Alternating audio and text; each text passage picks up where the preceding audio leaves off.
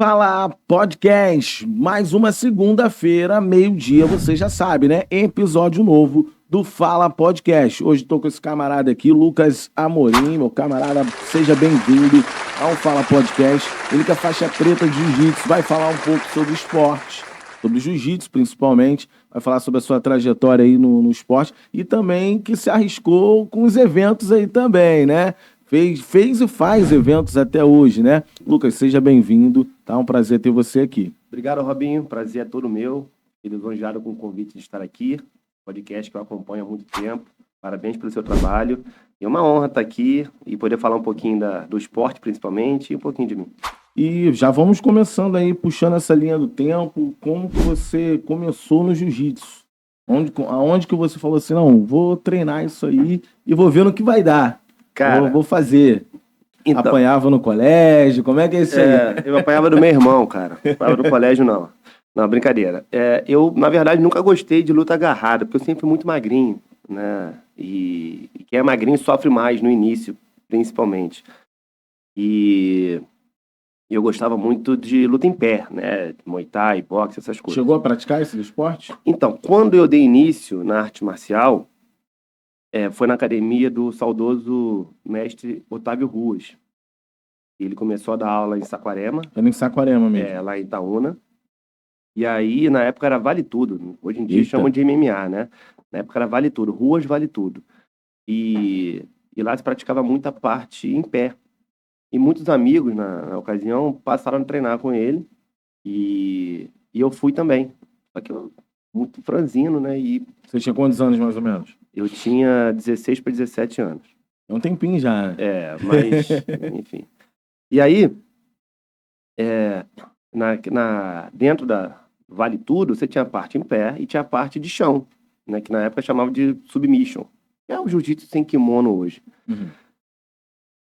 Não era o meu foco, eu queria aprender outras coisas, mas fazia parte, né? Era uma arte marcial mista, então acabei tendo que desenvolver uma parte de chão.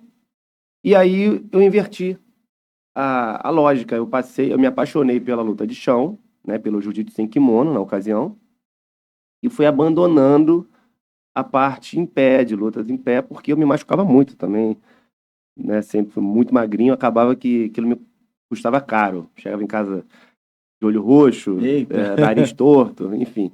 Até porque o nome já dizia, né? Valia tudo ali, né? Assim, não era tudo, mas Mas era um treinamento mais pesado, né? muito mais pesado. Eu falo que, antigamente, os treinos não eram tão comerciais como são hoje. Por exemplo, hoje as academias estão focadas na manutenção do aluno, no bem-estar, na qualidade de vida, como de fato tem que ser, né? Mas naquela ocasião era uma coisa muito mais agressiva, né? A mentalidade, né, dos professores era outra. Ali você tinha que fazer guerreiro, você tinha que fazer gente braba, né? Mas graças a Deus isso evoluiu e o esporte hoje ele é algo que traz muitos benefícios sociais para a pessoa, né? Para a família, enfim, tirou um pouco aquela roupagem agressiva que tinha. Sim. Mas eu comecei nessa época, cara. Eu comecei quando a gente fala que onde o filho chora e a mãe não vê, né? Onde separava os homens dos meninos. Tive essa oportunidade. Uma coisa que eu observo muito no jiu-jitsu, assim, apesar de não praticar nenhum esporte, nenhuma luta, né? Eu observo muito a questão da disciplina. E tenho exemplos até na minha família de crianças totalmente indisciplinadas, que até a gente mesmo da família falava assim, ó, isso aí vai dar para bandido, vai dar para gente ruim, isso aí não vai ter futuro. E com pouco tempo de jiu-jitsu, eu vou falar aí meses ou até em um ano e pouco, a criança está totalmente transformada e hoje é um competidor também, no caso desse meu exemplo, e foi para fora do país e lutou e onde disputa os campeonatos que disputa tá ali brigando por medalha e mudou realmente a perspectiva que a gente tinha lá atrás daquela criança que não ia ter futuro, hoje a gente já enxerga um campeão. Então, assim, a importância que não só o esporte tem, mas que também o jiu-jitsu, principalmente o jiu-jitsu, eu observo isso, uma coisa minha pessoal, é o poder que tem dessa questão da disciplina. Então, Robinho, Entre tantos valores que as artes marciais trazem, principalmente as de origem oriental, né, a disciplina é de fato algo que chama atenção. Você tem um caso na sua família, né? Eu conheço, próximo de mim, diversos casos.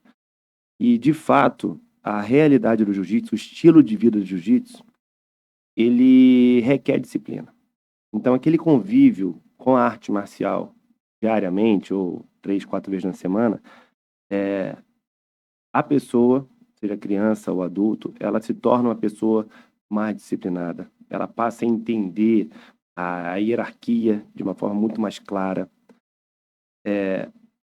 Tanto é que hoje o jiu-jitsu, ele é uma ferramenta social, pedagógica. Está entendido, hoje está muito claro que o jiu-jitsu pode ser usado como uma ferramenta pedagógica para auxiliar na disciplina de uma geração toda. Eu vi isso muito de perto. Então, de fato, a criança que faz jiu-jitsu, vamos falar da criança, né? Uhum. A criança, mas serve para todo mundo. A criança que faz jiu-jitsu, tá? Ela se torna um adulto, um futuro muito mais disciplinado. Isso é quase uma regra. E isso é algo que falta muito no mundo que a gente vive hoje, onde filhos não respeitam pais, onde adolescentes e crianças fazem o que quer, o que bem entende. E acho que desde que o mundo é mundo, a gente que vive numa sociedade, tem regras, tem hierarquia, que foi uma coisa que você falou, e que talvez um tempo atrás era muito utilizado ali naquele menino que ia para o quartel, que ia para o exército, e o esporte em si, e no caso desse o jiu-jitsu, como estamos falando, é um esporte que também auxilia nessa questão da disciplina, Totalmente. do respeito ao mais velho, ao mais antigo. Robinho, você quer ver uma coisa interessante? Eu já vi casos de pais, muito comum isso, tá? Pais, professores, recorrer ao professor de jiu-jitsu para pontuar sobre uma pessoa, sobre uma criança. Na parte de disciplina, principalmente. Porque é uma linha do tempo, né? Ninguém vai se tornar uma pessoa melhor em Só uma que vai semana, em 2 fazer meses. uma aula de jiu-jitsu vai se Exatamente. tornar o... É um processo, e é um processo lento. Mas durante uma parte desse processo, o professor de jiu-jitsu se torna, por muitas vezes, a maior referência de uma criança. Tem casa, tem lar, né, que não tem uma figura paterna presente, né, devido ao trabalho do pai, devido a, enfim, personalidade mesmo. E aí, o professor se torna essa pessoa. E ele adquire o respeito desse aluno com muito mais intensidade do que os pais, do que os professores. Não deveria ser assim, né? A nossa sociedade, né, como qualquer sociedade, já deveria vir de berço essa parte do respeito, Sim, né, de casa, de né? casa, aquela toda de honrar o Igual pai a e mãe. gente fala que educação vem de casa, não é ensinada na Exatamente, não se ensina escola, na né? escola, perfeito. E aí você esbarra, essa é uma realidade que a gente vê todos os dias. O professor de jiu-jitsu acaba tendo o respeito dos alunos, e vou dizer, infelizmente, muito mais do que dentro de casa. Entendeu? Aí é o que eu digo, ao longo do tempo, quando essa pessoa vai se tornando uma pessoa melhor, aí ela começa a olhar para os seus pais, para os seus professores com muito mais respeito. Ela devolve para a sociedade, né, esse conceito muito mais claro. Ela reconhece quanto ele era indisciplinado, quanto ele não possuía os valores e acaba entregando para a sociedade uma pessoa melhor. Você, na sua experiência com o jiu-jitsu, o quanto você acha assim que você evoluiu como pessoa? Total. Eu era aquela pessoa que não levava desaforo para casa, né? Eu não conhecia os meus limites. Tudo bem que eu comecei muito cedo e, aliás, a garotada hoje começa com 4, 5 anos, né? Nesse ponto de vista de competição, por exemplo, eu comecei tarde. Mas eu fui resgatado a tempo, digamos assim, né? Eu era um tipo de pessoa que acreditava que se resolvia de outra forma, né? E dentro do jiu-jitsu, dentro da arte marcial, vamos botar assim, você acaba reconhecendo seus limites. Você acaba quebrando seus paradigmas. Por exemplo, durante uma fase do meu processo na carreira do jiu-jitsu, quando era faixa colorida, eu achava que eu era um super-homem, por exemplo, que eu poderia neutralizar qualquer pessoa. Uhum. Você tem essa sensação... É o brabo, né? Tem O essa famoso sensação de ser brabo. brabo, de ter superpoderes, pô, mas Por ter o conhecimento. O conhecimento, ele também é perigoso se não souber usar, né? aí você se depara na situação... O jiu-jitsu te ensina isso. E às vezes aquela pessoa que você não dá valor, de repente o cara vai lá e te amassa, bicho. Mesmo ele sendo mais franzido, mais magrinho, Sendo que você não dá nada por ele, o cara de bobo, aí o cara vai lá e te amassa. Aí quebra seus paradigmas. Tu fala, caramba, mas eu que era o cara, eu que era o bom. Aí tu vai numa competição, você treina para aquela competição, aí você cria sua autoconfiança, aí de repente você chega lá e dá de cara com uma frustração. É finalizar em 10 segundos.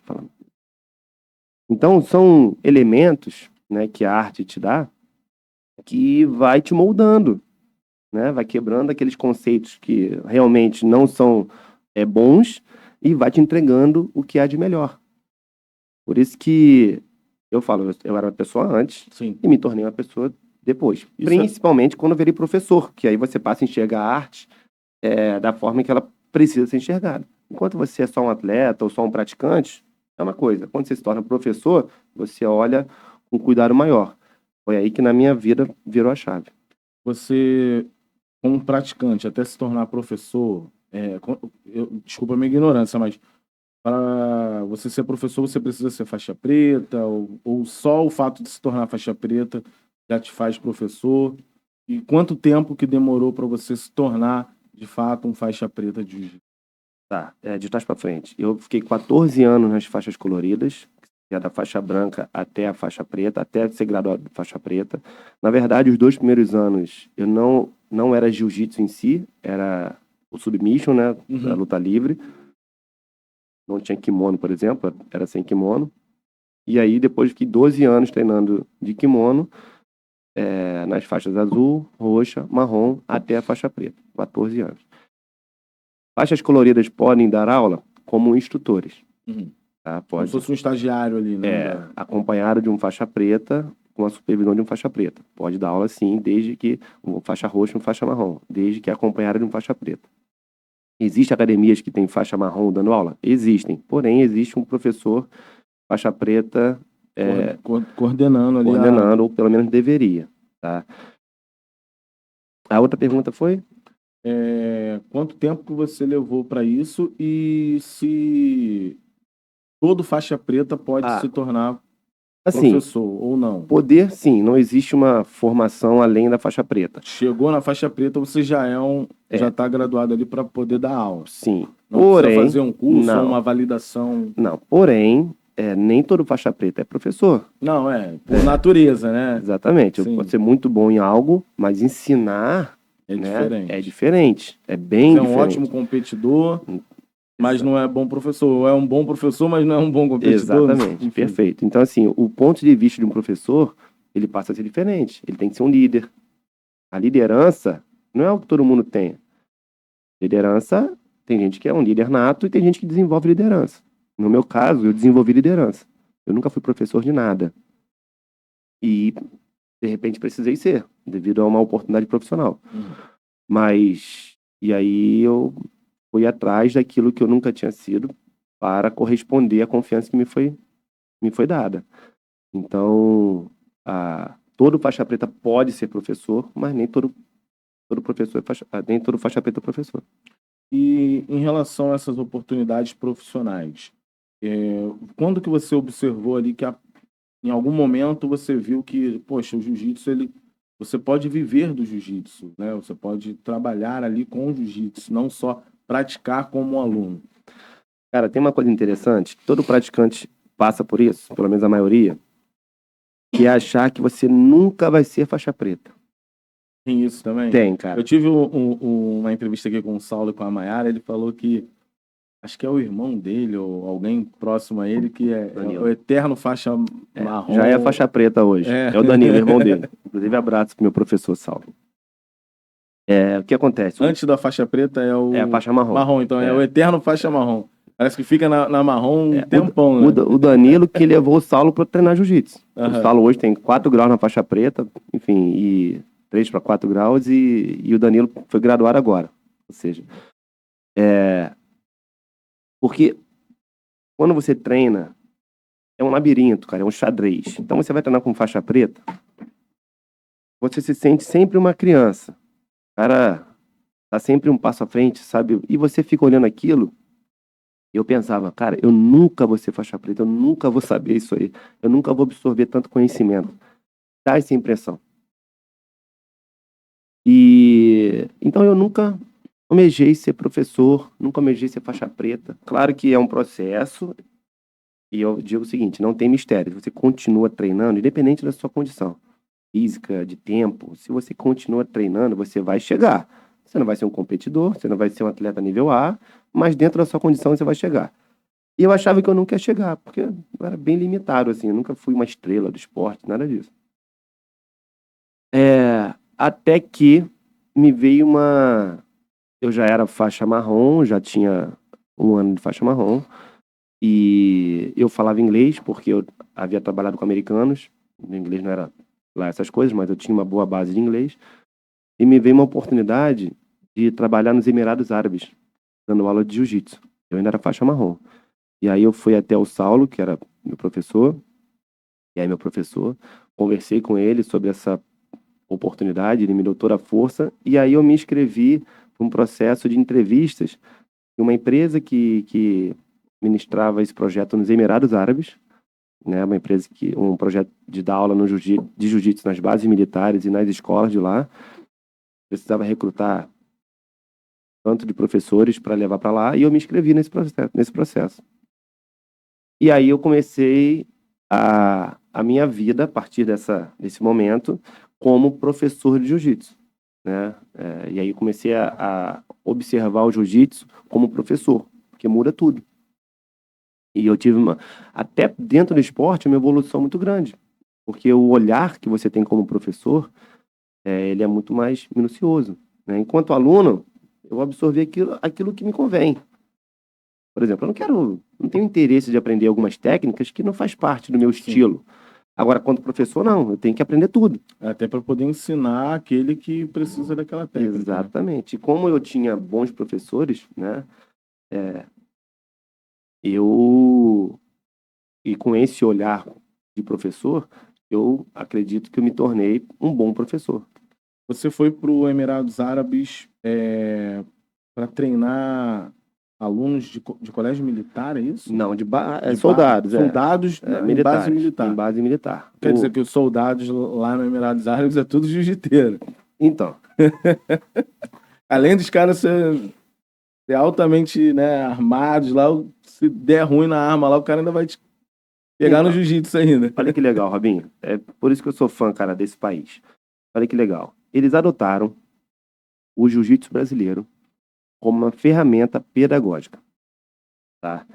Claro que junto com a parte pedagógica também vem a parte física, também vem a parte... todos os valores que o jiu-jitsu traz. Então, primeiro eles adotaram nas escolas e depois levaram para as Forças Armadas e para a polícia. Naquele país, todo mundo treina jiu-jitsu. Inclusive as meninas, as mulheres. Nas escolas é matéria obrigatória. Olha o valor disso. Consegue entender que lá do outro lado do mundo, 14 horas de voo daqui para lá, do outro lado do mundo, tem 1.000 brasileiros transformando uma geração através do jiu-jitsu. E eles entenderam que eles poderiam também aproveitar, né, os valores da nossa arte, porque o jiu-jitsu é uma arte brasileira, para as forças militares. Ainda que eles tenham lá a parte de hierarquia, né, é uma geração, é um país muito rico, né? Lá eles tiveram o privilégio de petróleo, então é um país muito rico. E eles souberam usar, né? Exatamente. E eles entenderam que até para essa geração que nasceu em berço de ouro, digamos assim, eles não pegaram jiu-jitsu nas escolas, né? Porque começou de um tempo para cá. Porém, eles começaram nas bases militares. Nem todo militar leva a sério, nem todo militar é um atleta de jiu-jitsu, porém muitos deles levaram a sério. Hoje tem grandes atletas já naquele país. Então, também como uma ferramenta esportiva, pedagógica, disciplina. E o jiu-jitsu, ele tem uma capacidade de aproximar pessoas muito, muito importante. Tá? Dentro de um tatame, ali você pode ser major, você pode ser soldado. Assim como aqui na nossa academia, você tem um médico de um lado e um pedreiro do outro. Mas botou o pé no tatame, esquece. Tudo igual, né? É tudo igual. O respeito é mútuo. Lembra que eu te disse que às vezes tu não dá nada pelo cara e o cara vai lá e dá um sacode? É mais ou menos isso. Então, eu tive algumas experiências muito interessantes nesse sentido. Hierarquias militares dentro do tatame e a postura de algumas pessoas ainda era aquela, fora, né, do militarismo, aí de repente tudo se iguala e os caras não entendem direito. A forma do soldado também pegar o sargento. É a forma de descontar. Tinha muito isso. Aí depois o sargento desconta também no quartão, mas aí é outro assunto. Não, mas o que eu digo é que o fato da arte ser uma arte de toque aproxima muitas pessoas. Os amigos que são feitos no jiu-jitsu, eles são amigos verdadeiros, sabe? Tem um professor chamado Fábio Gurgel, e ele falou algo muito interessante. Ele tem um limite da confiança muito grande. Quando eu estou treinando com uma pessoa, às vezes a vida dela fica na minha mão. E dependo da confiança dos 3 tapinhas. Tem uma regra universal do jiu-jitsu, quando você dá os 3 tapinhas, você acusou a desistência.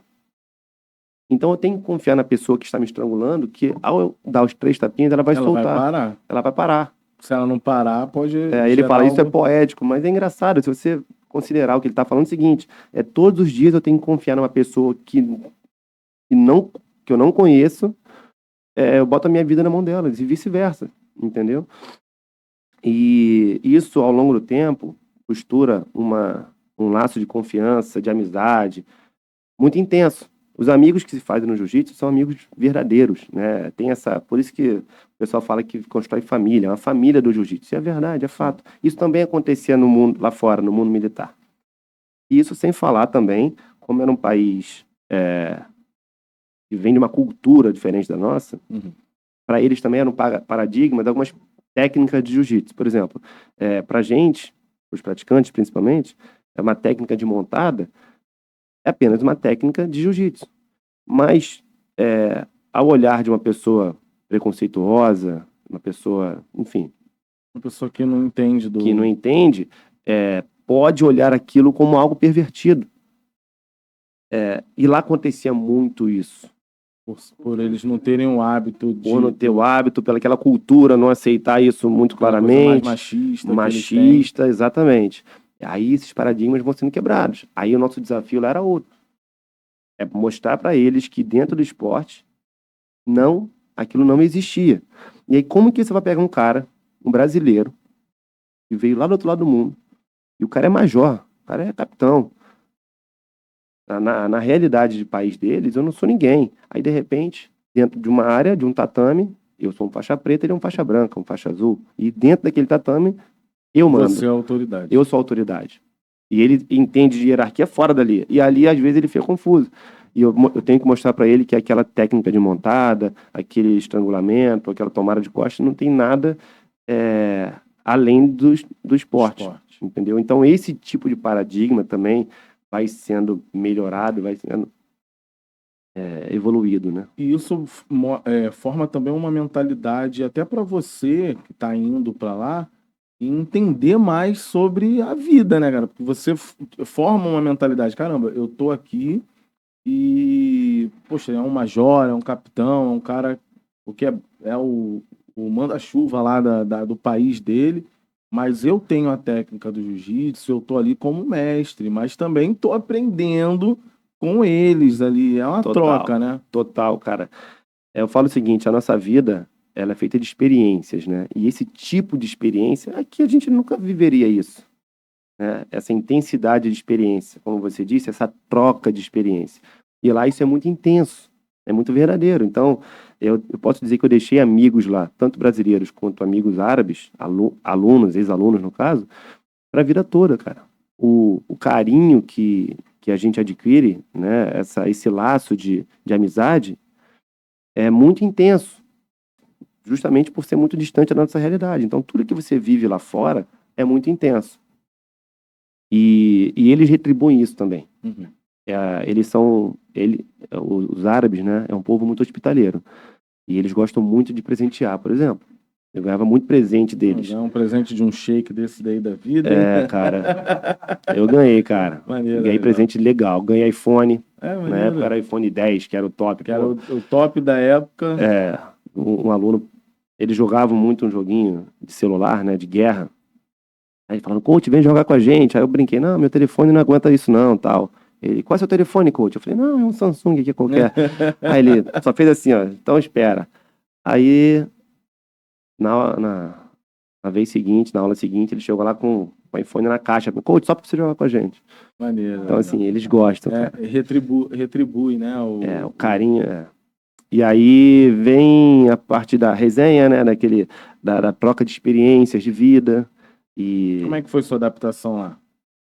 Você ficou quanto tempo? Eu fiquei 5 anos. 5 anos. E eu me adaptei, particularmente, bem rápido, bem fácil. Porque antes de ir para lá, no meu processo da entrevista que eu fiz até eu, de fato, desembarcar, esse 1 ano eu fiquei estudando sobre o país. Porque a minha primeira impressão era aquela que, é um país fechado, as mulheres têm que andar de preto, enfim, nada pode. E aí eu fui estudando sobre. Não tinha tanto material na internet como tem hoje, isso era naquela época, 2014. Já tinha bastante coisa, mas não tinha muita coisa, mas era o suficiente para aprender sobre o país, os costumes, relatos de quem estava lá. Hoje você tem blogs, né, de pessoas que diariamente postam coisas. Eu tenho acompanhado alguns e hoje em dia a própria internet te dá. Você pesquisa sobre algo relacionado, a própria toda internet hora te entrega. É mais fácil até para buscar o conhecimento. Exatamente. Mas até mesmo assim o conhecimento estava ali e você foi buscar ele para poder se preparar para estar lá. Né? Então, quando eu cheguei lá, eu não tive surpresas. Sabe aquela surpresa de chegar e, nossa, onde que eu tô? Não, eu sabia o inglês. Eu já tinha visto, eu já sabia inglês, que me ajudou muito. E eu tive uma experiência também, eu trabalhei embarcado, e trabalhar embarcado deixava a gente numa condição de isolamento, né? 14 dias dentro do mar, 14 dias em terra. Eu também passei 5 anos nessa condição. O que me ajudou muito a chegar num lugar distante, sem minha família, porque eu fiquei 4 meses lá sozinho, 3 meses para 4. Então, eu não cheguei com muitas surpresas. Me adaptei rápido, nesse sentido. Você teve alguns perrengues aí que você pode contar pra gente? Você passou lá, ou às vezes numa fala, ou alguma situação que te deixou numa saia justa cara, lá? Alguns, assim. No início, nesse lembrando que o episódio vai ao ar 12h, tá? Tranquilo. Mas não tem classificação, não. Fica à vontade também. Não, mas nada que também a pessoa pode assistir de madrugada. Vamos fingir que as pessoas vão assistir só de madrugada. Então pode contar o que você nada que não possa ir ao ar. Mas quando eu cheguei, a empresa me colocou para trabalhar numa base militar e ficava a 2 horas para dentro do deserto. Nossa. Enfim. Isso já é um perrengue, né? A gente já pode parar por aí a história. Não, você ficar no meio do deserto... Não, mas vamos lá. A base era boa. Fica acostumado com praia, Saquarema. A base era boa. Assim, Porém, vamos lá, vamos imaginar aqui. A cidade que eu fui morar, eu não morava na capital, Abu Dhabi. A base era 2 horas de distância e a casa que eles me deram para morar ficava a 1h30 de Abu Dhabi. Ou seja, era 1h30 de Abu Dhabi e 1h30 da base. Era uma coisa meio que não fazia muito sentido. E nessa cidade, chamava Madinah Zaid, era quase um vilarejo, era bem pequenininho. E uma casa relativamente boa, mas isolada. E naquela ocasião eu não tinha carro ainda. As pessoas lá não falavam inglês. Um ou outro falava inglês. Mais destacado, né? Era muito raiz. Então, eu fui para uma cidadezinha muito conservadora. Muito raiz, aqueles árabes mesmo, que a gente vê em filme. E ali bateu um desespero, no sentido de, cara, como que eu vou receber minha família aqui? Não dava. né? Tinha escola? Tinha, tal, mas era uma coisa muito remota e eu queria viver aquela grandiosidade do país, aquilo que o país oferecia de melhor. E nessa cidade não tinha.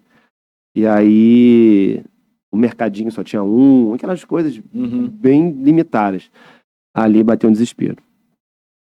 Então, fiquei 2 meses, aí eu fui no escritório da empresa, falei, meu amigo, não tem condição nenhuma de eu morar lá. Eu prefiro dirigir mais, ficar mais tempo dirigindo, indo e voltando, né? Eu não pedi para trocar de base, eu só pedi para trocar de cidade. E aí eles me voltaram para a capital, que tinha toda a estrutura, para... E aí, nessa condição, como a base era distante, a própria base militar, ela dava pra gente uma condição de trabalho mais confortável. Que aí eu ia num dia e voltava no outro. Aí, ou seja, eu fazia menos viagens para poder compensar e acabou ficando bom para mim nessa condição. Mas a princípio foi um susto. E também deve ser muito ruim você tentar se comunicar e não conseguir, né? Cara, muito ruim. Muito ruim. Cara, é desesperador. Você falar, é como se você tá falando e a pessoa tá ali e nada. E aí, como é que faz? Porque assim, na capital, a população, ela é De estrangeiros, né? a maioria estrangeira. Tem muito árabe, naturalmente. Tem muito árabe da região, né? Paquistão, Irã, Iraque, Iêmen, enfim. Então tem muito árabe ali da região. Você já sabe quem são pelas vestimentas. E o relacionamento com eles é muito tranquilo. Agora, nessas cidades remotas, já não era tanto. É mais o local, né? Parecia um ET na cidade, entendeu? E eu não levei eu levei pra lá os meus costumes daqui. Eu andava de chinelo, camiseta, normal. Porque ela é um país quente, né? Eu não fui pra lá imaginando andar de burca, nada. E aí as pessoas, principalmente nesses lugares remotos, te olham assim como um ET. Isso? O que esse louco tá fazendo de camiseta com pouca roupa? Imagina você tá andando na rua, tem um cara de candura andando na rua, você vai estranhar. Era basicamente isso. Então foi um perrengue inicial, assim, dentre outros. E com as regras lá, você se deu bem, se adaptou bem às regras, que é um país com algumas regras, né? E um país bem conservador.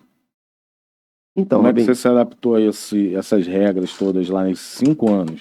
Então, de fato, as regras lá são muito rígidas, mas é um país extremamente seguro.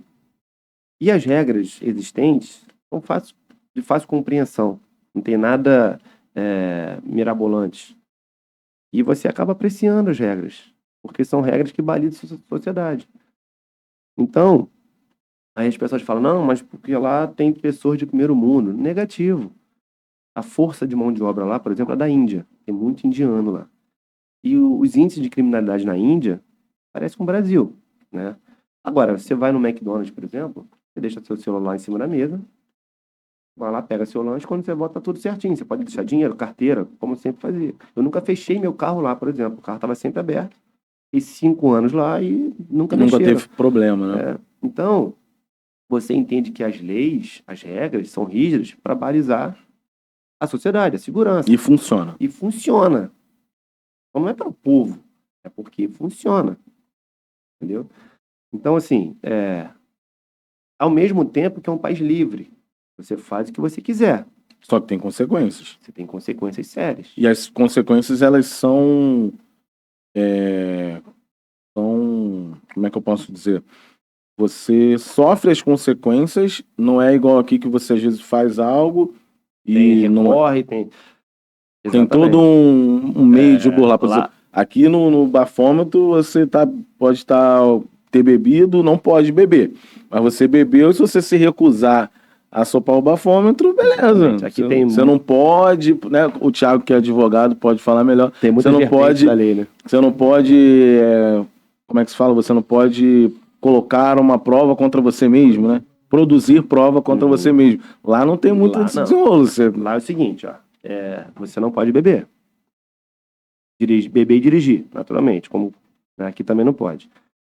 Mas o cara não vai te parar na rua para perguntar se você bebeu. Não tem lei seca. Não tem uma lei seca lá. Não tem. Agora, se você comete um acidente, ou participa de um acidente, que seja, tendo bebido, aí a lei ela é aplicada. Você vai ser preso, você vai pagar uma multa e depois você vai ser deportado. Ou seja, não quero mais você aqui. Não compensa. O erro lá não compensa. Não é que todo mundo, ninguém erra, muito pelo contrário. Tem Erra. bastante gente fazendo bobagem, inclusive os brasileiros. Mas não compensa. Então, quando não compensa, você não faz, pô. Você não Porque faz. aqui você tem uma sensação de impunidade, né? Tipo, não, olhar aqui no aplicativo não tem lei seca não, então eu posso beber, um exemplo. É por aí. Você fica mais, não vai dar em nada não. Lá se pegar dá ruim. Lá dá ruim. Aí a pessoa já fica com esse receio e já é uma Exatamente. forma dela não fazer, né? E assim, então, algumas faltas de liberdade que lá tem, não se sente falta. Dei um exemplo aqui ainda há pouco, conversando com o Thiago, que, por exemplo, lá você não pode falar mal do presidente nas redes sociais. Sabe quantas pessoas querem falar mal do presidente nas redes sociais? Nenhuma. Por quê? Porque é um país bem cuidado, onde tem uma sociedade livre, feliz na maioria das vezes. Então, você percebe isso. O cara não está preocupado em falar de política lá porque a política funciona. Exatamente. Assim. Você percebe no dia a dia cuidado com a qualidade das coisas, dos serviços, das rodovias. Você não tem um buraco na rua, você não tem. Enfim. As coisas você vê funcionam. o dinheiro do imposto sendo aplicado, né? Que imposto? Não tem imposto? Agora tem. Quando eu estava para sair de lá, eles passaram a cobrar uma taxa pequena em cima do consumo, mas sim. não em cima da renda.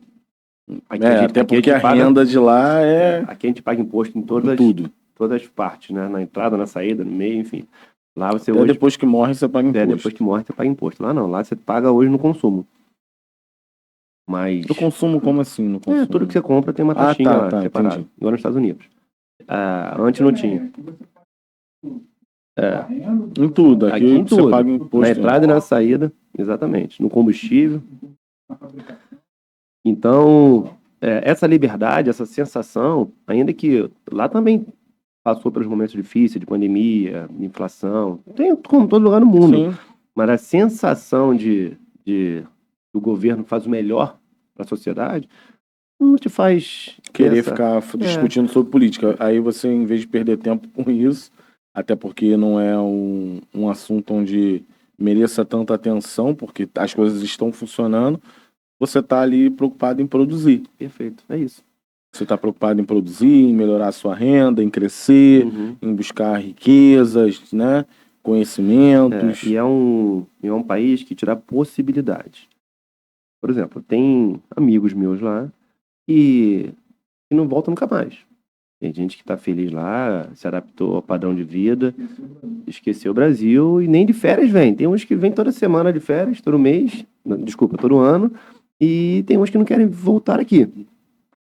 Não sente falta, né, cara? Então, assim, é um país que te dá possibilidades de você conhecer outros países, porque é uma região muito central ali, você tem a Ásia de um lado, tem a Europa do outro, tudo pertinho, tem aqueles voos low cost que permitem isso, que facilita esse tipo de viagem.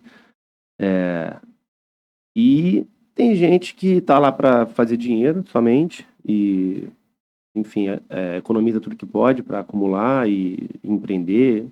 Então lá você é o que você quiser.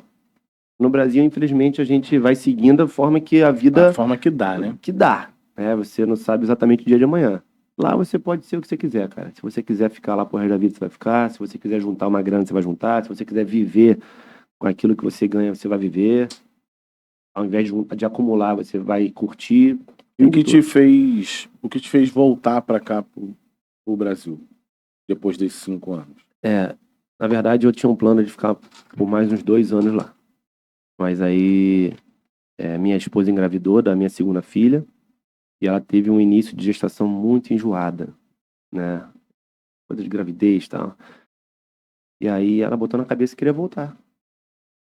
Aí quando foi em junho ela voltou e eu voltei só em novembro. Ela veio um pouco antes e minha filha nasceu em dezembro. Então o motivo principal foi ela não querer mais ficar lá. A família, né? Foi ela, diante daquele cenário de enjoo e tal, ela preferiu ficar perto da mãe. Eu entendo também, né? Tem coisas que não dá pra... E assim, eu não atingi os meus objetivos que eu criei, mas foi bom também, foi legal. E aqui no Brasil, como que começou o seu contato com os projetos nas escolas e tudo mais. E também envolve o jiu-jitsu isso, né? Então, quando eu estava lá, eu tenho amizade com o Pérez, que é o secretário de Educação De Saquarema, de né? Saquarema, e ele, numa conversa que a gente teve aqui, ele perguntou o que eu fazia lá.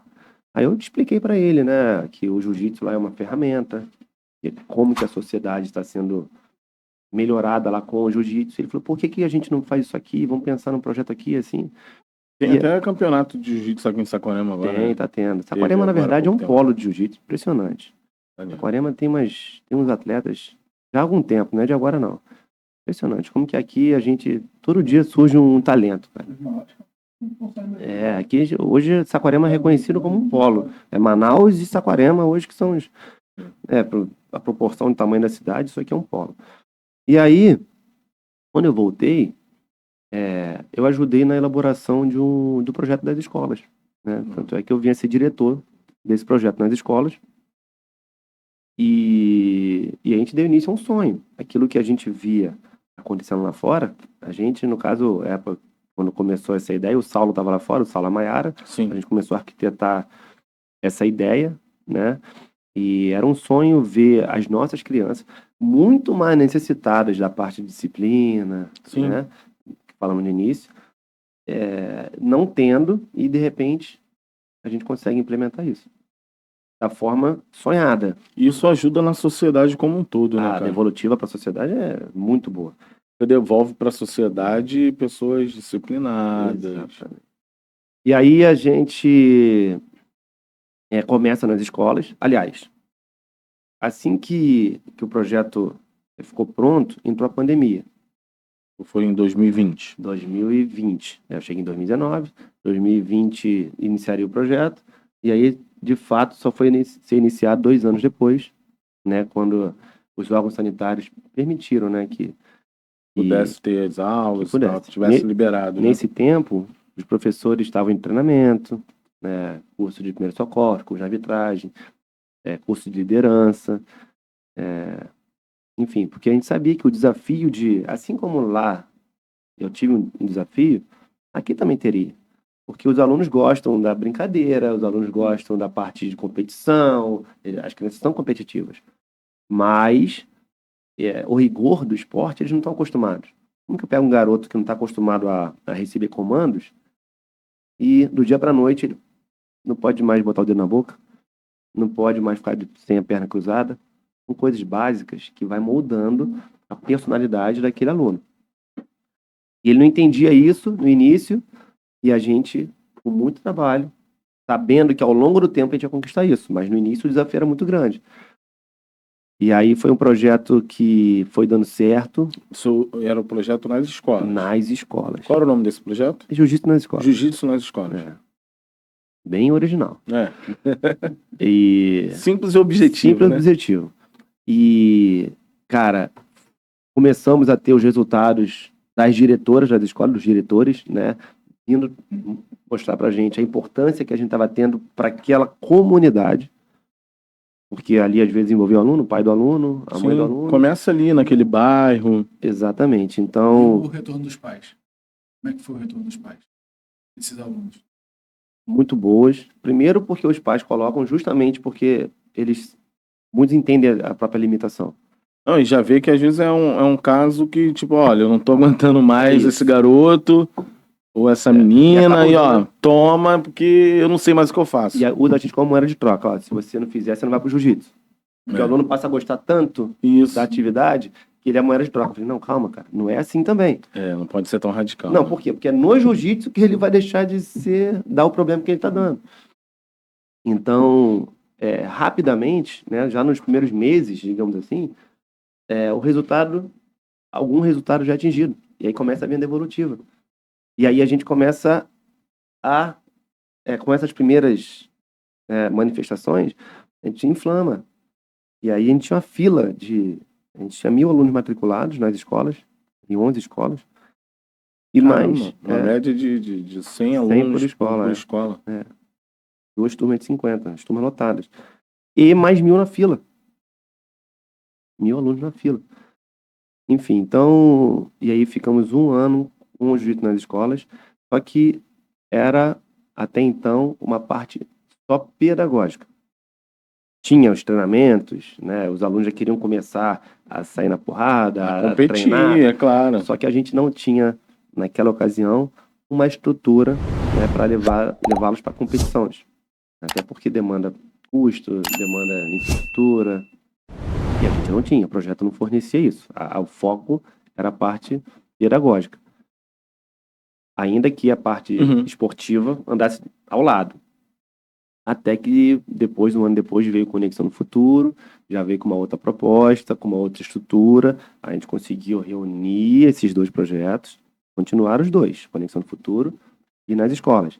Mas aí a gente conseguiu unir, né, as duas ideias e formamos um time de competição com esses alunos das escolas, dentro do Conexão no Futuro.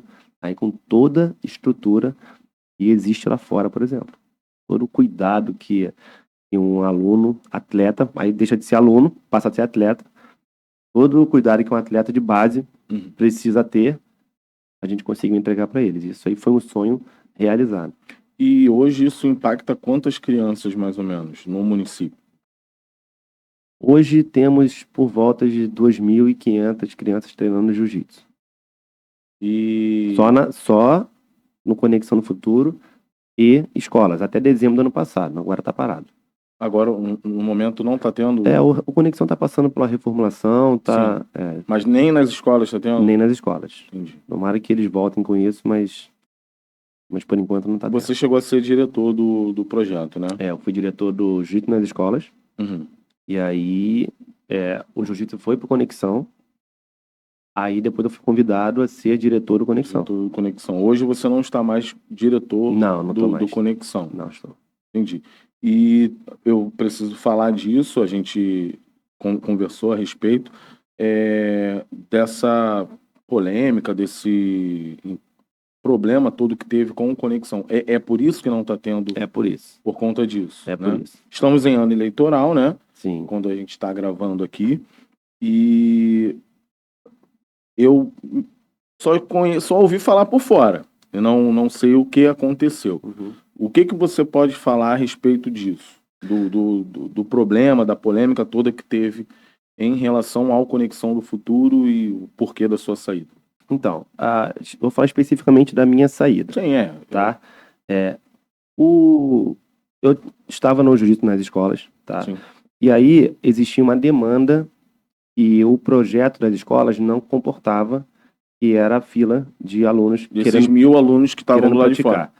E aí a secretaria criou vagas de jiu-jitsu no Conexão no Secretaria Futuro, de Esporte ou Secretaria de Educação? de educação. E aí houve lá o processo de licitação e tal. Uhum. A empresa Que da é aquela escola... parte mais burocrática Exatamente. para isso tudo acontecer. Exatamente. E existia uma empresa intermediária, existe ainda intermediária, entre Prefeitura e Conexão, que contratou as empresas e fomos para o Conexão no Futuro. Como eu tinha um relacionamento com as escolas, na verdade os alunos, a maioria eu já conhecia, porque eu frequentava as escolas. Sim. Diariamente eu estava em todas elas. E eu fui convidado a ser diretor do Conexão. Já existiu Conexão, não tinha diretor, eu já estava lá com o esporte, com o jiu-jitsu, e aí me veio o convite para ser diretor do Conexão. E eu fiquei lisonjeado. Imagina, se o jiu-jitsu já era algo importante, né, para a sociedade, imagina você ter jiu-jitsu, karatê, danças, que é balé, hip hop, jazz.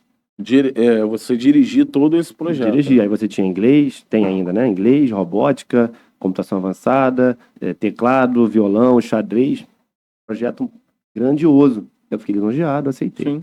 E aí, veio uma denúncia que virei diretor, que o diretor colocou empresas, enfim, a empresa já estava lá, já acontecia o serviço. Já fazia o serviço que era da escola, isso? Não, do Conexão. Do Conexão.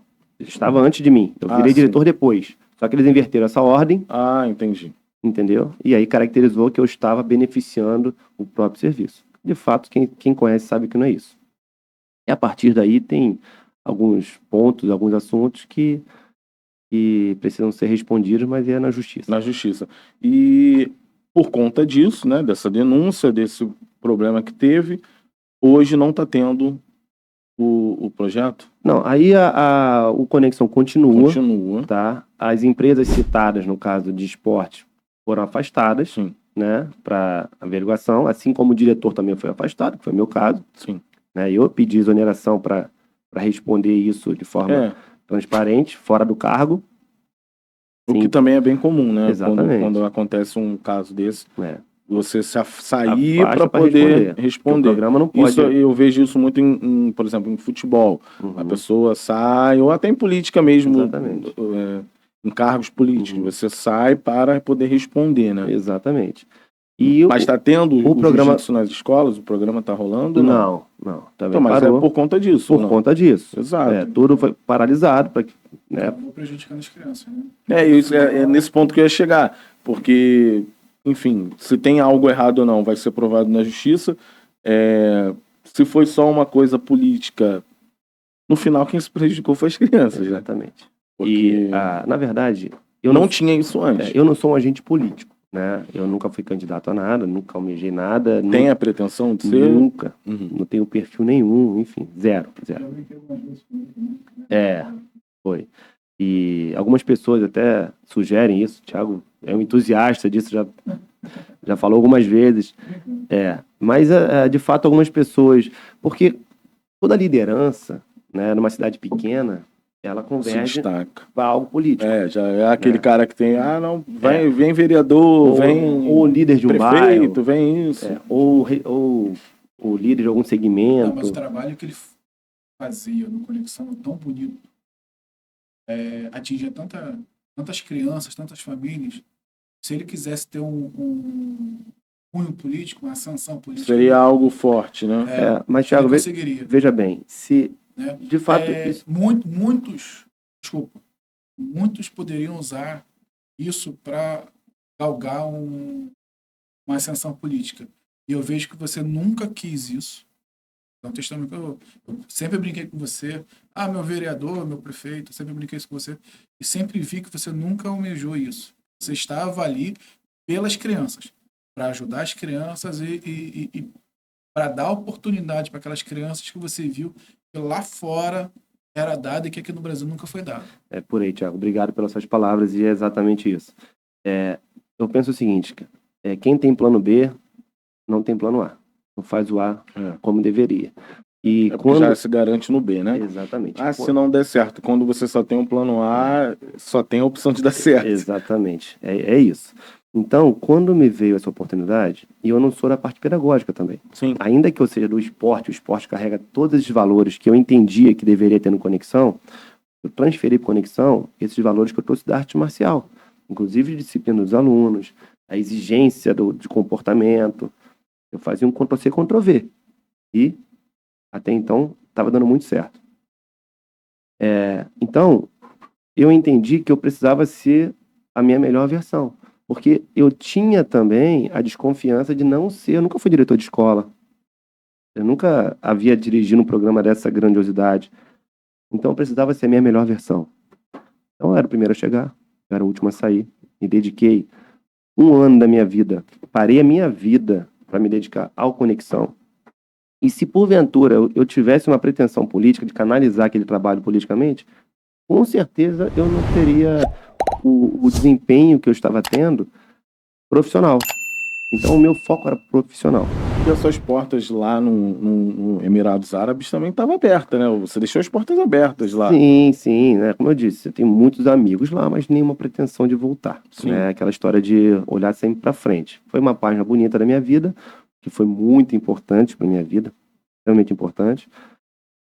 Mas também não para ficar, nunca também considerei a volta. Mas se tratando dessa parte política, eu nunca me vi, tá? Ainda que alguns amigos próximos meus até comentassem sobre isso, não tenho perfil. Já trabalhei com políticos, já fiz muita campanha, pesquisa eleitoral. Pesquisa. Eu tinha um núcleo de pesquisa, fiz diversas pesquisas aqui em Rio Bonito, enfim. gosto do assunto, me envolvo com o assunto, mas não como protagonista, não como uma figura de voto. Mas como um apoio. Ainda que, como o Thiago falou, nesse meu trabalho eu tinha muito contato com os pais. E aí a gente acaba tendo admiração desses pais, Sim. porque a troca, e eu também me envolvo muito com esses alunos, né? A gente acaba conhecendo a intimidade de muitos deles, ainda com a pessoa, entendeu? E a pessoa sabe quando há esse interesse, Thiago, há esse interesse político.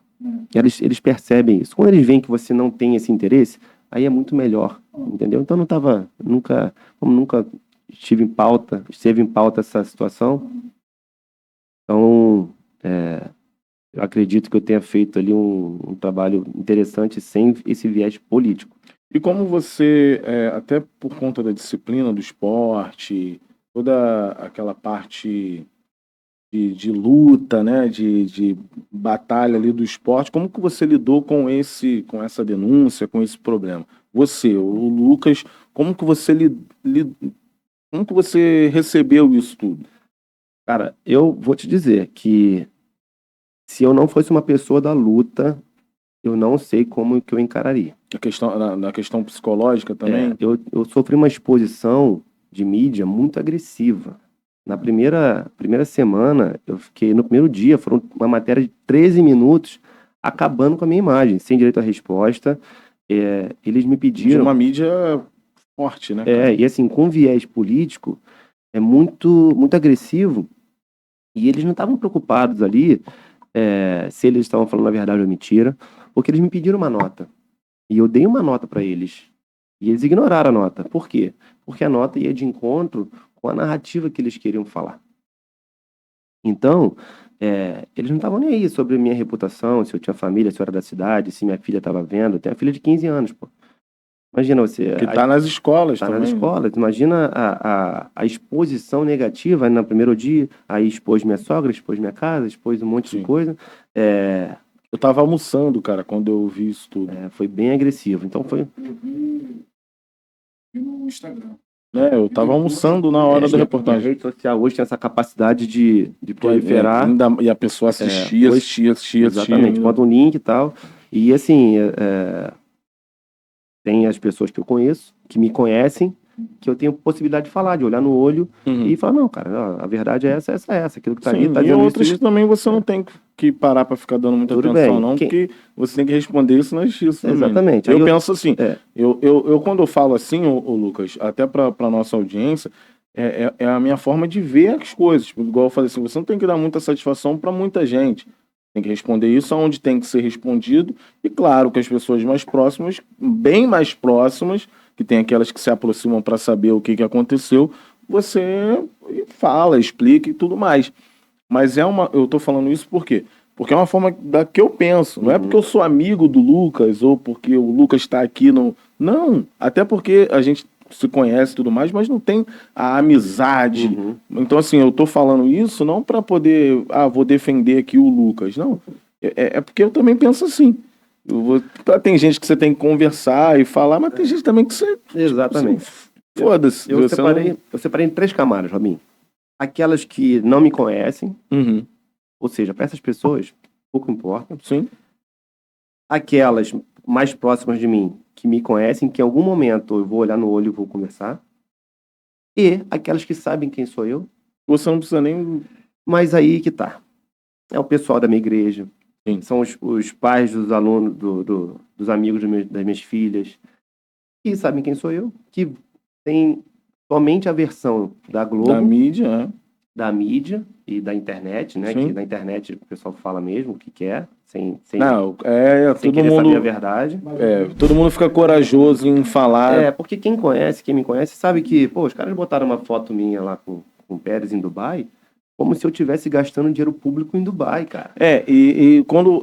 vou ser bem sincero. E não viram o contexto da foto. Não, quando que foi tirada aquela foto? Porque o repórter, ele fez uma matéria tão profunda, mas... Tem que ser tendenciosa. Porque na mesma foto, mesmo lugar que ele tirou aquela foto, tinha foto minha trabalhando lá, cara. E durante muito tempo. E aquela foto não tá recente. Foi uma coisa que eu pensei aqui, ainda no início da conversa. Assim, foi bom você ter falado dessa foto. E quando foi essa foto? Porque você conhecia o lugar, mesmo que tenha sido depois dos 5 anos que você estava lá, e você voltou para passear. Não, nem que eu nunca voltei lá. Que você tenha voltado para passear. Você é amigo da pessoa e poderia estar apresentando a cidade para a pessoa. Segundo ponto. Ele poderia ter ido e você já estava lá. E vocês são amigos, se encontraram lá, e você também apresentou. Passamos 6 horas juntos lá e os caras... Então eles começam a matéria dizendo que eu estava gastando dinheiro. Eu não estou aqui como advogado de Pérez nem de Lucas, não. Mas eu estou aqui Então a forma raciocinando. que eles começaram... Que é o que as pessoas que comentaram ali e que falaram talvez não façam. Só pega o discurso de ódio, posta e sabe o que eu fico pensando, Robinho? Quantas pessoas nós já julgamos vendo essas reportagens na televisão? E falei, cara, olha que filha da mãe. Pô, botaram a foto minha andando de jet ski. Um jet ski emprestado de um amigo em Arraial do Cabo em 2020. Caraca, botaram agora como se o jet ski fosse meu, comprado com dinheiro de... Então, assim... Eu vou até apagar a minha foto de jet ski para não dar... hoje em dia... A gente tá... Pô, tem um amigo, tem um colega, mas aí os caras já pegam aquilo e fazem todo um... Daqui a pouquinho vão falar que você está ficando milionário com podcast. Então, quando há uma intenção política na coisa, e eu não estou aqui para falar de política e nem para me defender de nada, mas quando tem intenção, a verdade, ela não é mais o principal. E eles nunca tiveram a intenção de falar o principal. Você quer ver outra coisa? Não, mas hoje em dia você não vê repórter, jornalista buscando a verdade. Não. Eles querem porque não vende. Não, eles querem buscar a narrativa deles. Sim, é porque não vende. Eu tenho um objetivo. Tanto para o outro, o objetivo é eu quero mostrar minha narrativa e minha narrativa tem que colar. Acabou. Exatamente. É isso. É o que o Alexandre Garcia fala. Hoje, o jornalismo não busca a verdade dos fatos, a narrativa. Exatamente. E aí, só para concluir esse assunto, depois teve uma outra matéria de 7 minutos, dizendo que enquanto existia um contrato com as escolas, eu assumi um contrato na prefeitura. Ou seja, o que por lei não pode. Mas é mentira. Lembra da pandemia que eu disse? Sim. Não teve ordem de início, não teve recebimento, a empresa não funcionou, não teve nada, não teve ganho, nada, zero. Inclusive, eu fui trabalhar na prefeitura porque eu estava precisando, não tinha recurso. E aí, eles fizeram uma matéria dizendo que eu tinha duplo recebimento e tal. E aí eu fiz uma nota dizendo que não, eu não tinha essa... Não era verdade, que eles estavam mentindo, estava deturpando, que não pode falar que está mentindo, né? Está deturpando ali uma coisa que não é fato. Aí eles fazem matéria de 7 minutos... Uma nota de 10 segundos. E uma nota de 10 segundos. Onde todo mundo já fez... Que você não pode nem aparecer para se defender. Exatamente. Né? Então... Me chamaram para te entrevistar. Chamaram, por telefone, e aí colocaram só o trecho que interessou naquele momento. Então é o seguinte, aí o que eu percebi? No primeiro dia, na primeira semana, eu recebi para mais de 200 telefonemas. Nossa. De apoio. Não, menos mal. Amigos, pessoas próximas, pessoas não próximas, pessoas que eu não falava há muito tempo. Cara, impressionante como que as pessoas, quem sabe a verdade, elas se... Thiago foi um que mandou uma mensagem bem bonita para mim. E a gente não tinha uma amizade tão próxima, né, Thiago? Mas é isso. E algumas pessoas que, próximas de mim, que preferiram fazer afago políticos lá, aproveitar o oba-oba e pisar no cara que estava ali nocauteado. Tudo bem, entendo, não tem raiva de ninguém, vira que segue. Aí, isso na primeira semana, né? Nas 2 primeiras semanas. Depois, teve uma matéria... 15 dias depois, essa aqui de 7 minutos, sabe quantas mensagens de apoio eu recebi? Puta. Nenhuma? Nenhuma. As pessoas estavam cansadas daquela bobagem que estavam falando. As pessoas porque também veio outras... Mas o problema é que veio... Não, eu particularmente, as pessoas estavam, cara, mais no mesmo. Cansativo. Sabe? Sabe que o negócio é infundado, viu a mentira, a coisa é infundada, enfim. E no fundo é uma covardia. Quem me conhece sabe que é covardia. Porque sempre me propus entregar um ótimo resultado. Não enriqueci, não ganhei dinheiro, não superfaturei, não paguei propina, nada, zero. Quem me conhece sabe disso. Isso eu falo olhando no olho de qualquer pessoa. Então quem me conhece sabe. E aí, de repente, depara com isso, a coisa vai ficando cansativa, eu no meio de uma situação política, enfim. Então foi um episódio muito triste na minha vida, mas também que E com certeza eu vou sair disso muito maior do que eu entrei. Tirando Separou grandes ali, lições, tirou né? do meu caminho algumas pessoas que não mereciam estar, aproximou pessoas de valores que naquela condição fizeram importantes. E, como tudo na vida, é São nas aprendizado. dificuldades que você encontra os verdadeiros amigos, né? Perfeito. Não tem como sair indiferente disso. E eu conheci o Lucas através de eventos. Você também fez eventos, né? Foi quando você voltou pro Brasil que você Foi fez? na pandemia. Na pandemia, né? Por quê? Eu sempre gostei, eu tive uma boate antes da minha filha nascer, minha filha mais velha, meados de 2008. Uhum. Aí, na pandemia agora, eu gosto muito de samba, né? Eu sou um cara do samba, sou fã de samba. E na pandemia agora, teve aquele período fechado, né? Que nada podia acontecer. E aí depois começaram a flexibilizar, você tinha horário para acabar, não podia ninguém em pé e tal. Aí eu promovi um evento de samba, lá no antigo Cine Fest House, uma roda de samba, mas naquele formato de mesa, né? De pessoal mesa. sentado. Claro que eu tinha lá minhas dificuldades, que nem todo mundo ficava sentado, né? Ainda que fosse uma exigência, mas foi legal naquele momento, porque todo mundo estava carente de eventos, e eu promovi essa roda de samba, né, no meio da semana, quinta-feira, e foi um sucesso no início. Aí depois as coisas foram melhorando, né? Já não tinha mais a exigência das mesas, enfim. E aí a gente começou a fazer sertanejo também, contratava o Didi Robinho para fazer as participações de funk. E aí fiquei um tempo lá fazendo esse evento. E Tem um projeto do barco também, né? cara, do barco foi mais barato. Bem no início, no meio do ano, tava frio, surgiu uma. E aí a prefeitura teve naquelas zonas de abre tudo, fecha tudo, enfim. Ele já tinha começado a fazer o evento e aí veio uma ordem Pra fechar de novo. para fechar de novo. Eu lembro disso. Fechar tudo. E agora, cara, Foi bem depois do episódio do show do Belo, do L7 que teve ali em Saquarema. E rolou uma pancadaria também. Logo depois disso, assim, por conta do show estar muito cheio, já estava tendo uma nova onda também, não sabia se ia ter carnaval ou não. Algumas prefeituras, já daqui também, travou de novo. Aí, tipo, a gente deu aquela alegria, opa, voltou. Aí toma de novo. Foi E aí, um período bem complicado. Exatamente. Aí nesse abre e fecha, mas eu não lembro se nessa ocasião fechou o nosso evento ou se foi algo geral. Porque era Acredito assim, que seja, era as tenha ondas, sido né? geral, foi Era a geral. terceira onda, aí fechou tudo, não poderia. E a gente com aquele nosso público já Querendo formando, pagode. né? Querendo pagode. Cara, onde que a gente vai fazer um evento? Ao ar livre, porque não poderia ser lugar fechado, tinha essa condição. E as casas aqui todas fechadas, né? E a gente também não queria confrontar, porque as leis sanitárias, aquela coisa toda. E aí veio a ideia de fazer num barco de eventos. Porque é um local aberto, arejado durante o dia, sol. Era o local menos perigoso naquela ocasião. E aí veio essa ideia, tocamos, foi um sucesso, cara. Anunciamos um mês antes, no terceiro dia não tinha mais ingresso para vender, os passaportes, né? Vendemos tudo.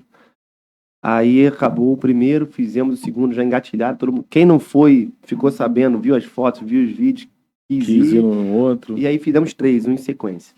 Engraçado. Aí, um tempo depois, aí chegou o verão e abriu-se de novo os eventos na cidade. E por incrível que pareça, a partir daí não emplacou mais como antes.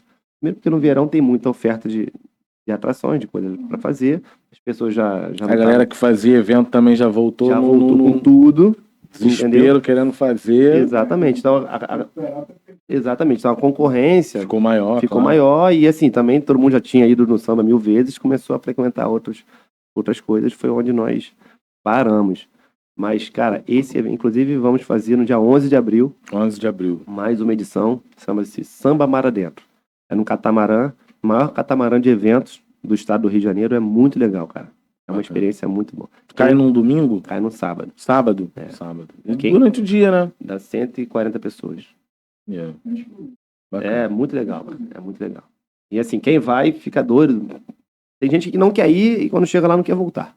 Não quer sair do barco. Fica aquela inimigo do fim, sabe? O É de barco que horas a que horas esse evento? O barco sai da... Tem um ônibus, né, que leva a gente. Sim. Sai aqui do Texaco. Aí a gente chega lá por volta de 9h30, embarca... Isso em Cabo Frio. Cabo Frio, na Rua do Canal. Embarca 10 horas e retorna 17 horas. Maneiro. É muito legal. É muito Bacana. legal. Pra gente finalizar aqui no nosso bate-papo, voltando aqui ao assunto esporte, gostaria que você me falasse a importância do esporte na sua vida e a importância do esporte na vida, vamos falar da criança, né? Então, parece uma coisa repetitiva, né? Porque de fato é o que marca. Mas a capacidade do esporte de mudar vidas, vou falar do jiu-jitsu especificamente, é muito grande. O jiu-jitsu hoje, ele é um produto, né, de diversas frentes. Existem pessoas vivendo hoje do jiu-jitsu de todos os segmentos. Por exemplo, tem gente que tem um podcast de jiu-jitsu, tem gente que tem uma marca de roupa, tem gente que trabalha em eventos, em competições, trabalhando, né, como árbitro, como mesário, tem atleta, tem professores, dono de academia, fabrica kimono. Então, e tem o meu caso, né, que promovi uma coisa maior, que levei para a parte pública, trouxe o conceito privado, né, de empresarial, através do jiu-jitsu, botei na coisa pública para levar para as nossas crianças. Eu entendi que só assim poderia funcionar. Então, o jiu-jitsu hoje ele muda muitas vidas, tá? Isso como um produto, como negócio. E falando da parte da influência do jiu-jitsu na vida da pessoa, cara, eu tenho alunos, tem um aluno francês meu, que começou a treinar comigo lá nos Emirados. Ele começou com 45 anos. Hoje ele é instrutor no exército francês. E é legal que lá ele dá aula com o próprio uniforme de guerra, né? Como fala? A farda. Lá o jiu-jitsu é com farda. E engraçado, é bem parecido as técnicas, assim, de usar roupa, ele conseguiu adaptar bem. E eu quero dizer que o jiu-jitsu não tem limite, cara. Nem de idade, né? E nem de condição física, e nem de tempo. Tem gente que fala, pô, eu não vou fazer porque eu só posso uma vez na semana. Cara, quem faz uma vez na semana e leva aquilo a sério, tem a vida transformada, tem a saúde melhorada. Tem gente que combate a depressão, cara. Aliás, tem muita coisa, né? Então, alguns exemplos assim que me chamaram a atenção. Tem alunos nossos de escolas, que hoje são grandes atletas, campeão brasileira, campeão sul-americana, com nível mundial. Não estou falando competição de esquina, não. E começou com a gente nas escolas, porque o pai colocou para tratar a depressão, que o aluno estava se cortando. Uma vida sem sentido, uma adolescente de 13 anos. E aí encontrou no jiu-jitsu, a princípio, né, uma porta para relacionamento, né, uma atividade física que seja, e aí encontrou ali um caminho de socializar, exatamente. E encontra ali um caminho esportivo e se descobre um talento. E quantos talentos nós perdemos antes porque a gente não tinha um programa. Eu costumo falar o seguinte, na nossa cidade, aqui é um celeiro, né, de talentos esportivos. Tá?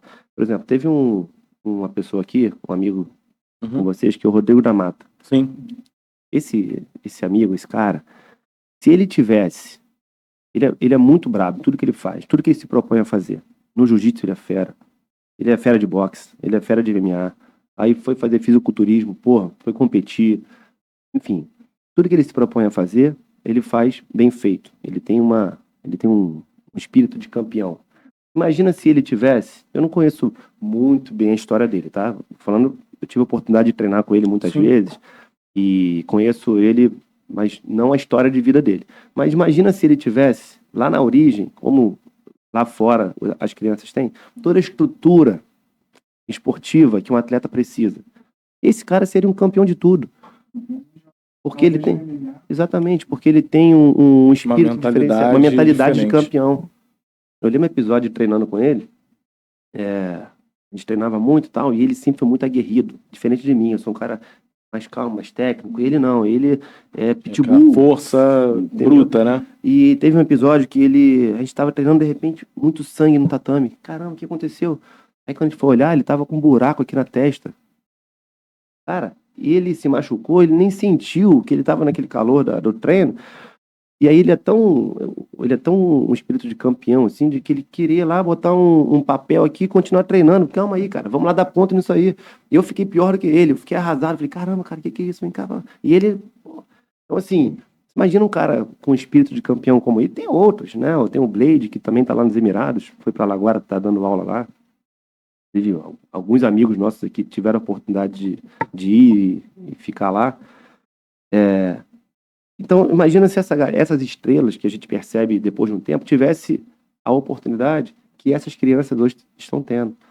Então, você pega um universo de 2.500 alunos, vão ter as suas estrelas. Você vê, no primeiro ano, um dado bem relevante, tá? No primeiro ano de jiu-jitsu nas escolas, tem o intuito esportivo primário. Sempre foi secundário, primeiro era o pedagógico. Naturalmente, se descobre alguns talentos. Alguns alunos que se destacam. Aí a gente fez uma seleção, né? E levamos 9 desses alunos para competir o Campeonato Brasileiro em São Paulo. O Campeonato Brasileiro infantil é um dos níveis mais altos do mundo. Ninguém chega nesse campeonato por sorte, por acaso. Talvez se você for lutar um campeonato aqui no estado, né? Você pode ser campeão ou não. Agora, num campeonato brasileiro, no nível do brasileiro, não tem como. O muro é muito alto. De 9 alunos que nós levamos, que estavam treinando há 1 ano com a gente apenas, trouxemos 5 medalhas de ouro e 2 medalhas de prata. Tem academias renomadas no Brasil todo, grandes professores que treinam há não sei quantos anos, que tem um campeão, que não tem nenhuma, que faz E isso é um feito, de fato é muito, muito relevante. E a gente aqui, dentro da nossa limitação do projeto, da forma que era, estamos descobrindo, né? Grandes talentos. Hoje, esses 5 são muito mais. Hoje são dezenas. São muito mais. Precisa continuar.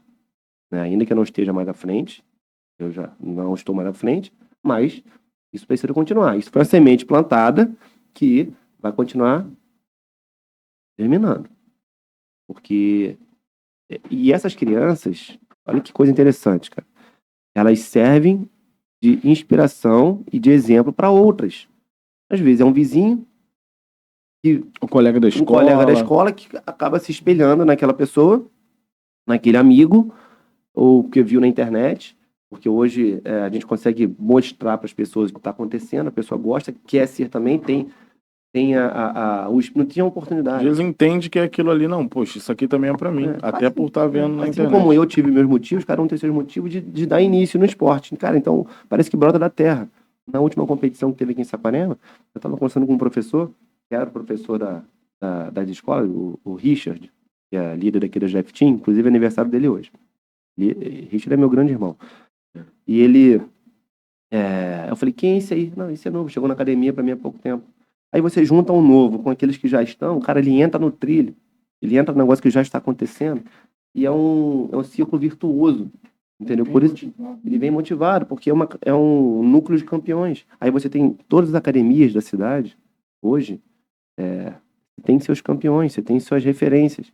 Na Gracie Maitá, ali na Checkmate, na Jeff Team, na Gracie Barra, todas as academias têm suas estrelas. E muitos começaram nas escolas.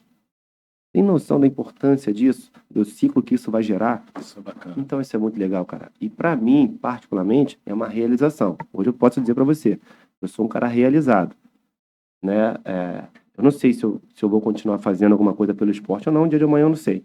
Mas o que eu fiz até hoje foi o pontapé inicial também, né? E eu, de certa forma também, ajudei a quebrar umas barreiras das academias, né? Porque as academias não se comunicavam muito bem, né? Cada academia tem sua bandeira, cada bandeira defende o seu, e eu trouxe um conceito lá dos Emirados Árabes, que lá não tem academia. Lá você tinha todo mundo trabalhando em prol de um projeto. E eu tentei trazer isso para cá. quebrei esse negócio de, eu sou da equipe A, então eu não tô. Não. Aqui todo mundo vai treinar junto, vamos juntar todo mundo. Se você é da escola tal, você vai treinar aqui. Se você é da escola. A união, por isso que eu nunca fiz, por exemplo, você nunca ouviu falar numa competição interna. Eu fazia questão que os alunos das escolas aqui treinassem juntos, somassem força e não competissem entre si, porque a gente é treinar para juntar força para competir lá fora. Sim. Tinha sim umas competições, por exemplo, fomos fazer um passeio no Hotel Fazenda. Pô, hotel competição entre surpresa. Cheguei aqui, não tem passeio nada. Fomos pro passeio sim, mas cheguei lá e disse, não tem passeio. Aqui uma competição. Separamos os times, fizemos tipo um reality show. Separamos o time A, time B, casamos as duplas. Então, assim, nesse sentido. Mas eu não criei conflito entre eles justamente para ser uma grande equipe. Sem bandeiras, entendeu? Porque a bandeira também... Pelo esporte, né? Pelo esporte. Então, de 2 anos, vamos botar aí, cara, escreve o que eu tô te falando. A gente vai ter alunos campeões mundiais, nível máximo do esporte, que começaram nas escolas. Não porque eu seja muito bom, o professor é bom. Não, É porque teve um incentivo. porque você, na base, você deu incentivo. E a nossa cultura do nosso país é você incentivar o atleta pronto.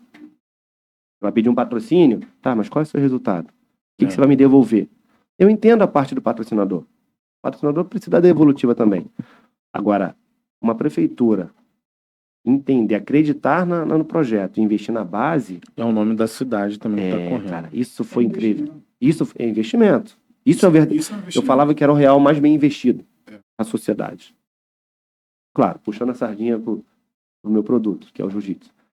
Mas era o real mais bem investido. E a gente ali não queria saber se o aluno tinha competição, tinha currículo, não, muito pelo contrário. Eu queria o problemático. Uhum. Teve um episódio lá em Sampaio Correia, primeiro dia de aula, uma diretora, não, alguém esse aqui já foi expulso 3 vezes, é o pior aluno da rede. Aí eu falei, tá Nossa, bom. já chega Não, colocando aí eu falei, é esse que eu quero, vem cá. Botei do meu lado, vem cá. Aí o moleque, com aquelas gírias de comunidade, né, de favela, tal. Vem cá, tá pensando aqui, deu 3 tapas na cabeça. Pronto, conquistei o aluno virou um grande atleta, dá retorno da medalha. Hoje é uma outra criança. Eu peguei só um exemplo que foi me trazido como pior. Na verdade, não era pior nada, só precisava de atenção.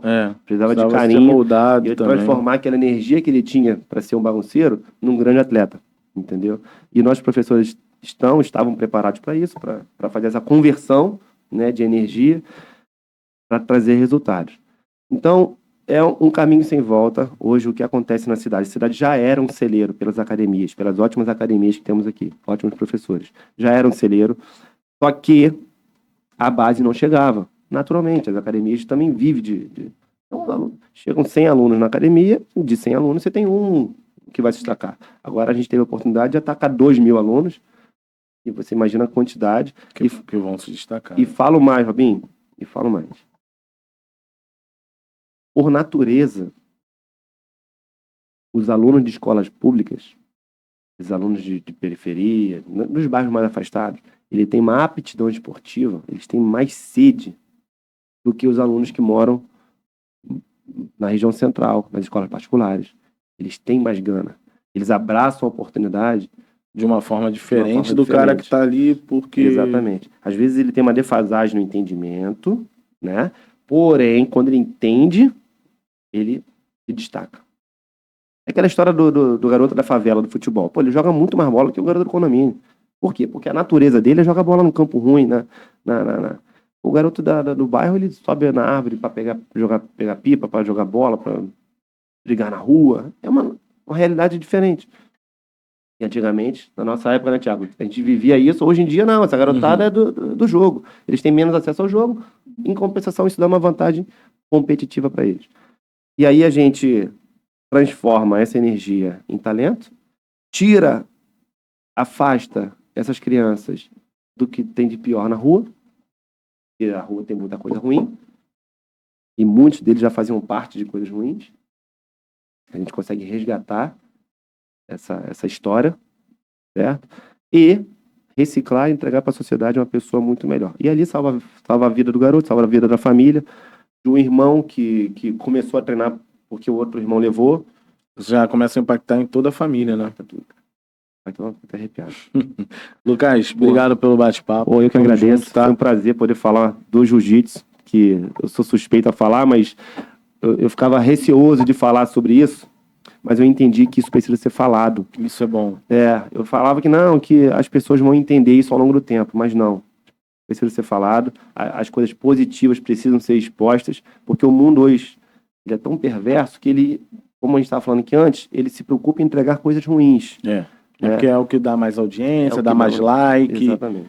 E uma coisa que eu observei quando o Rodrigo da Mata teve aqui, ele falando sobre luta, é a paixão no olhar e na voz. O Saulo e a Mayara, quando estiveram aqui, também falaram sobre o jiu-jitsu. A entrega deles de falar também do esporte. Você via no olhar, na voz, naquela vontade de falar sobre aquilo. E com você também não foi diferente. Como fala do jiu-jitsu, como fala do esporte. E aqui no Fala Podcast sempre será um canal onde a gente vai estar falando de esporte. Por acaso, a gente tem falado muito sobre jiu-jitsu. Mas assim como também falamos da capoeira com o mestre Juba, que esteve aqui, Sim. e falou com a mesma paixão que vocês, lutadores de jiu-jitsu, falaram do jiu-jitsu, ele falou da capoeira. E é muito bom ver isso. E a gente vai ser sempre um canal para colocar isso, falar sobre o esporte em si, seja ele o futebol, que não tivemos aqui ainda, mas o vôlei, o surf, que são coisas que aqui na nossa cidade é muito visado, é muito Sim. bacana. E o esporte, eu tenho certeza que é um diferencial na educação. Eu falei, né, especificamente do jiu-jitsu, mas uma coisa que eu aprendi nesse tempo de Conexão no Futuro, a gente aprende todos os dias, né? E eu não conhecia, por exemplo, o karatê. Sim. E a gente começou com o karatê no Conexão no Futuro, né? E, cara, é uma arte marcial também que carrega todos os valores, por exemplo, que o jiu-jitsu, tá? E também transforma muitas vidas, assim como capoeira. Então, toda arte marcial tem muitos valores, entendeu? Isso precisa... O esporte transforma as vidas. Exatamente. O canal de vocês é algo muito positivo, porque dá a liberdade de falar sobre isso. E, às vezes, é importante que se fale, e eu fico muito lisonjeado de poder ser um dos portas-vozes de falar aqui sobre isso. Obrigado. Valeu, Lucas. Tamo junto. Obrigado, meu irmão. Até a próxima segunda, meio-dia, Fala Podcast. Não esqueça de se inscrever no canal, ativar as notificações e, claro, compartilhar muito. Um abraço. A gente se esbarra por aí em algum corte desse. Valeu, Tiagão. Um abraço. Tamo junto.